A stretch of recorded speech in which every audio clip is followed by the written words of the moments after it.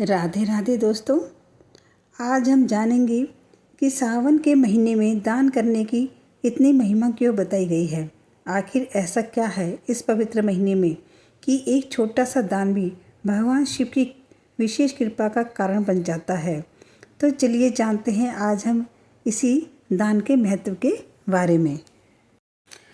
हमारे धर्म ग्रंथों में कहा गया है कि सावन भगवान शिव का अत्यंत प्रिय महीना है।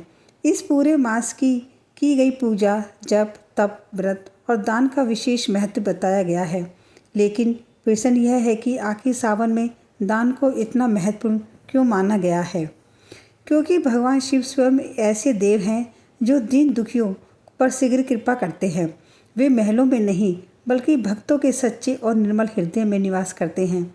इसलिए जो व्यक्ति इस पवित्र महीने में किसी को भूखे को भोजन कराता है, किसी प्यासे को जल पिलाता है, किसी निर्धन को वस्त्र देता है या किसी असहाय की सहायता करता है, वह केवल एक इंसान की मदद नहीं बल्कि भगवान शिव की सेवा भी करता है।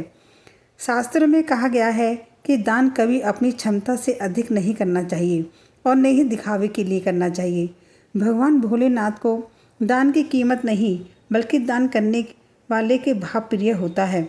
यदि आपके पास देने के लिए अधिक धन नहीं है तो चिंता मत कीजिए।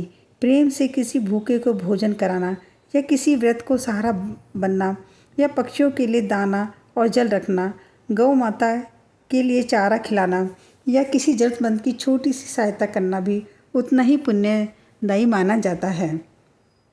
सावन में विशेष रूप से अन्नदान, जलदान, वस्त्रदान और गौ सेवा का महत्व बताया गया है। कहा जाता है कि जो व्यक्ति इस महीने में निस्वार्थ भाव से सेवा और दान करता है, उसके भीतर करुणा, संतोष और सकारात्मक का विकास भी होता है। यही भाव भगवान शिव को सबसे अधिक प्रिय है। लेकिन याद रखिए, दान का वास्तविक फल तभी मिलता है जब हम उसके साथ विनम्रता, सदाचार और ईश्वर के प्रति सच्ची श्रद्धा भी हो। यदि मन में अहंकार है तो दान का पुण्य हमें कभी नहीं मिलता। इसलिए दान हमेशा चुपचाप और प्रसन्न मन से करना चाहिए। तो दोस्तों, देखा सावन में दान करने से कितना पुण्य मिलता है। अगर आपके आसपास कोई ऐसा व्यक्ति है जिसको आपकी ज़रूरत है तो अपने सामर्थ्य अनुसार जितना आप कर सकते हैं उस हिसाब से उसकी मदद अवश्य कीजिए।